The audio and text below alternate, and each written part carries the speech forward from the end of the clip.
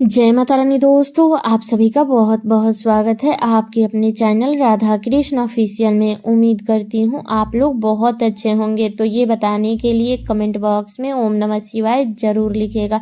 तो चलिए दोस्तों, आज हम इस वीडियो में सोमवती अमावस्या की कथा सुनेंगे। तो आप लोग कथा पूरा जरूर सुनिएगा और कथा पूरा सुनने के बाद में आप लोग वीडियो को लाइक और चैनल को सब्सक्राइब जरूर कर दीजिएगा, क्योंकि आपके एक लाइक से मुझे बहुत ही मोटिवेशन मिलता है। इसलिए वीडियो को लाइक तो ज़रूर ही कर दीजिएगा।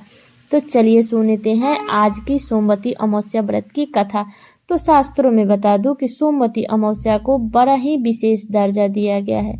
ऐसा कहते हैं कि अमावस्या के दिन पूजा करने से बेहद पुण्य की प्राप्ति होती है। और जो अमावस्या सोमवार के दिन पड़ती है ना, तो उस अमावस्या को सोमवती अमावस्या के नाम से भी जाना जाता है।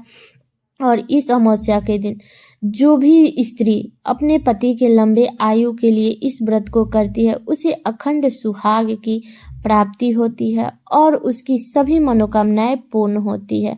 तो सोमवती अमावस्या के दिन दान करने का भी बड़ा ही विशेष महत्व है। तो इस दिन दान जरूर करना चाहिए। इस दिन दान करने से ग्रह दोष से मुक्ति मिलती है। तो बता दूं कि साल 2024 का जो अंतिम सोमवती अमावस्या का जो व्रत है वो 30 दिसंबर को रखा जाएगा। दिन है सोमवार। तो आप लोग इस दिन पूजा पाठ करने के बाद में कथा जरूर सुनिएगा, क्योंकि इस व्रत में कथा सुनने का बहुत ही अधिक महत्व होता है। तो अब चलिए सुनते हैं सोमवती अमावस्या की कथा।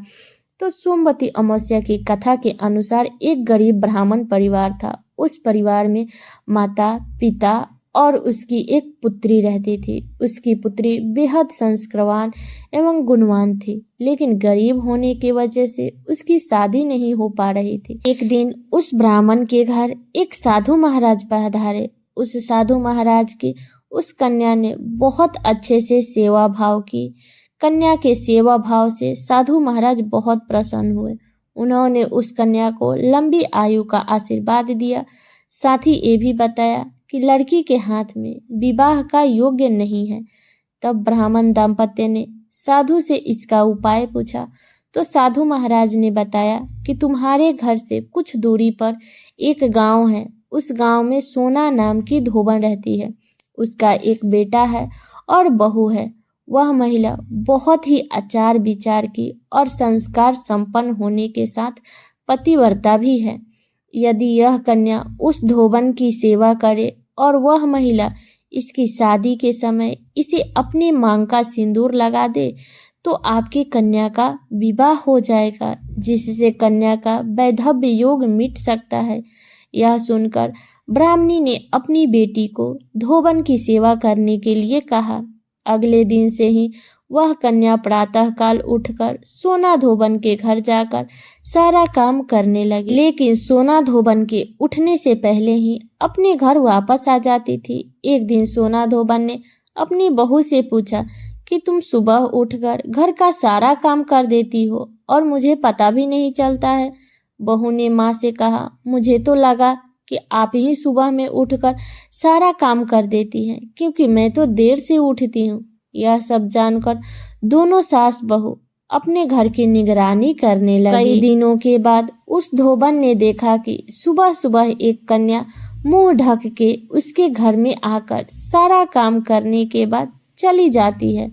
एक दिन जब वह कन्या काम करने के बाद जाने लगी, तो सोना धोबन ने उसके पैर पर गिर पड़ी और पूछने लगी कि आप कौन हैं और इस तरह से छुपकर मेरे घर की सभी कार्य क्यों करती हैं। तब कन्या ने धोबन को साधु महाराज द्वारा कही गई सारी बातें बता दी। सोना धोबन कन्या के मदद के लिए तैयार हो गई। उस समय सोना धोबन के पति थोड़ा अस्वस्थ थे। सोना धोबन अपनी बहू से कहती है कि जब तक मैं वापस ना आऊं तब तक तुम घर पर ही रहना।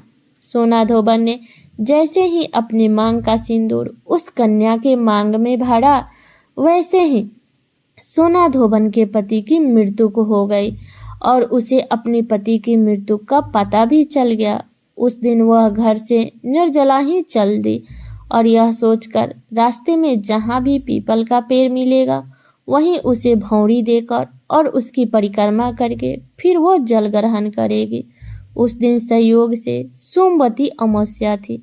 धोबन ने ब्राह्मण के घर से मिले हुए पूरे पकवान की जगह ईंट के टुकड़े से 108 बार भौंरी दी और साथ ही 108 बार पीपल के पेड़ की परिक्रमा भी की और उसके बाद जल ग्रहण किया। सोना धोबन के ऐसा करते ही उसके पति के मृत शरीर में जान वापस आ गई।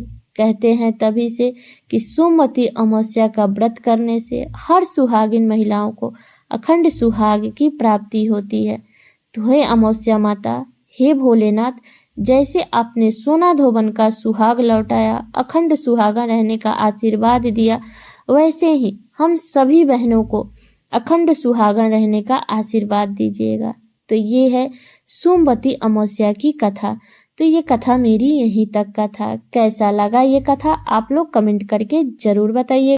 चैनल पे नए आए हैं तो सब्सक्राइब कर लीजिएगा, बेल आइकन को प्रेस कर दीजिएगा, जिससे मेरे वीडियो का नए नोटिफिकेशन आप सभी के पास में सबसे पहले पहुंचे। और वीडियो को लाइक कर दीजिएगा, क्योंकि आपके एक लाइक से मुझे बहुत ही मोटिवेशन, हिम्मत और प्रेरणा मिलती है।